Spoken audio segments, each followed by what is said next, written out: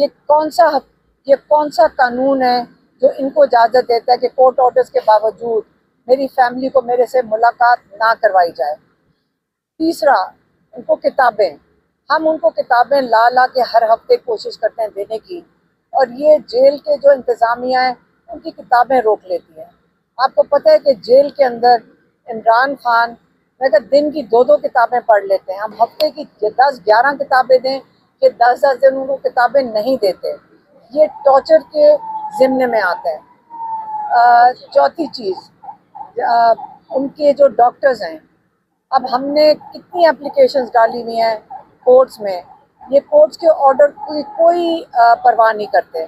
یہ ان کو contempt of court ہر دفعہ یہ کرتے ہیں ججز کے ساتھ، میرے خیال میں یہ ان کے ساتھ ظلم کر رہے ہیں کہ ان کو یہ مانتے ہی کچھ نہیں ہے۔ ہمارے جو ڈاکٹرز ہیں ان کو عمران خان سے نہیں ان کا معائنہ کرنے دے رہے ہیں۔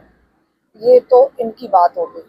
اور کیا بتایا ہے میں نے؟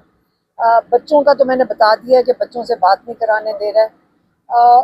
یہ جو لیکن کہتے ہیں کہ جو بھی فرعونیت ہے، یہ جو نظام ہے یزیدی کا اور فرعونیت کا، میں پھر سے واضح کرنا چاہتا ہوں کہ آپ جو مرضی ٹارچر کر لیں۔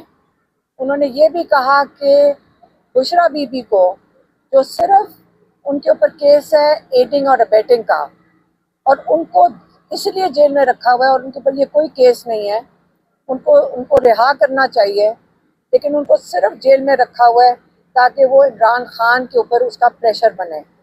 اس کے باوجود انہوں نے کہا، میں یہ بڑے واضح کرنا چاہتا ہوں، یہ جو یزیدی اور فرعونیت کا نظام ہے، میں اس کے آگے نہیں جھکوں گا۔ آپ مجھے ساری زندگی، انشاءاللہ ساری زندگی